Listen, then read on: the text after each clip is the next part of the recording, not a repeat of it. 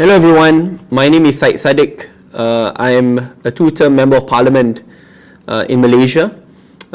Recently I co-founded a political party called MUDA, which stands for the Malaysian United Democratic Alliance. I formerly served as Malaysia's Youth and Sports Minister. My journey in politics is slightly different than many of those in Malaysia. I do not come from a political family.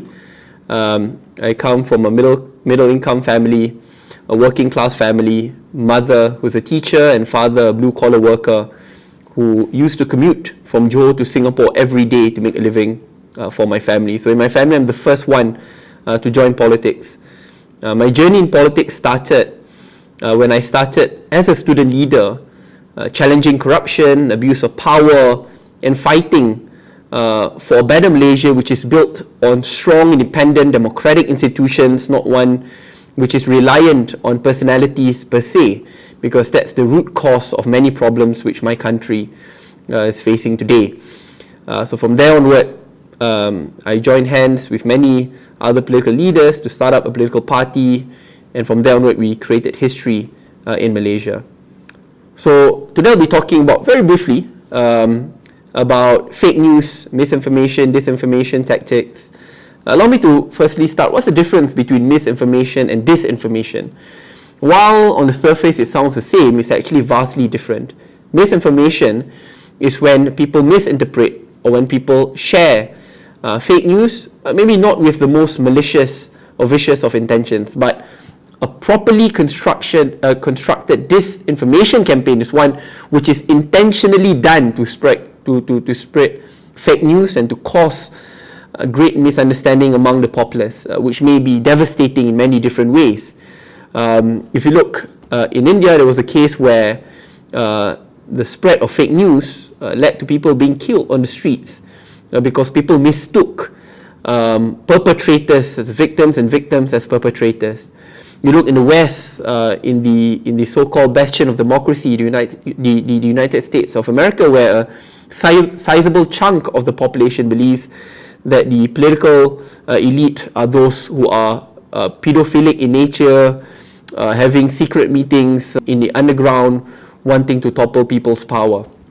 And that's the narrative run by the late President Donald Trump. My country is not spared from this kind of fake news, especially when many political elites use religion and race to further divide the populace by stating that one party wants to make Malaysia a truly atheist state in which people who are religious cannot live peacefully in, which is just blatantly untrue. So in every corner of the world we have our own sets of problems in dealing with fake news, whether intentional or unintentional.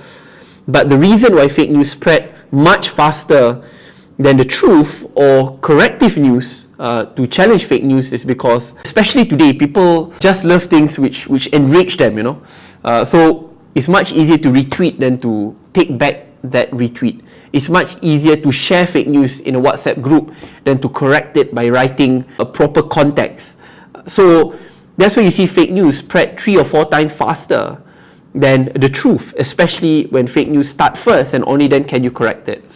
So this is a genuine problem, but obviously the way in which we address it is not by instituting more draconian laws which suppress freedom of speech and expression or create a chilling effect where people don't even feel comfortable to share their train of thought. I think the best way is to create an environment in which the media self-corrects, where the media investigates and check on every single news reference, and at the same time the public corrects fake news immediately. So while it will not just be one person correcting another, is that once fake news is shared, there will be 1,000 people correcting it. Therefore, the average citizen must partake in the process of challenging and confronting fake news, correcting it, especially when we are up against a proper institutionalized disinformation campaign which is backed up by rich donors behind. So when that happens, we need a proper, conscionable citizenry who can challenge it without expecting much in return, but really fighting for the truth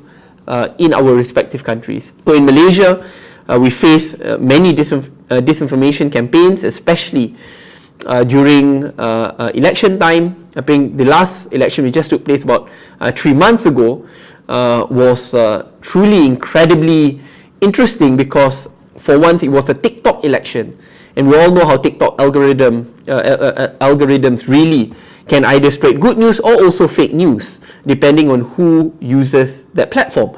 So we witnessed how TikTok was used to share fake news as well, where one particular site is alleged wanting to destroy the constitution, forcing everyone to go to school by wearing skirts, which is very bizarre. So there was a lot of fake news being shared, and I believe we didn't address that properly. But while I say that, I always caution that the democratic government must also uphold people's rights to free speech, information and expression.